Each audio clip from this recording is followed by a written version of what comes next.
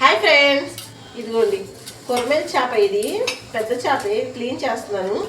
దీంతో రోస్ట్ అయితే చేస్తాను. మన అన్నంలో కూడా కలుపుకొని చక్కగా నంచుకుని తినేలాగా. పెద్ద చేపే కాబట్టి రోస్ట్. చేపలు శుభ్రంగా కడిగేంత వరకు మా పిల్లలు వీడియో తీశారు ఫ్రెండ్స్. తర్వాత ఇంకా వర్కులు రాసుకోవాలి అని చెప్పేసి వెళ్ళిపోయారనమాట. సో దాంట్లో మామూలు ప్రాసెసే, ఉప్పు, కారం, అల్లం వెల్లుల్లిపాయ పేస్టు, కొంచెం సాల్టు వేసి చక్కగా కలిపేసుకొని నూనె పోసుకొని ఫ్రై చేసేసుకున్న చేప ముక్కలు ఫ్రై చేసేసుకుని, ఇటేమో చాపర్లో ఈ ఉల్లిపాయలు వేస్తే చక్క సన్నగా వస్తున్నాయి అన్నమాట.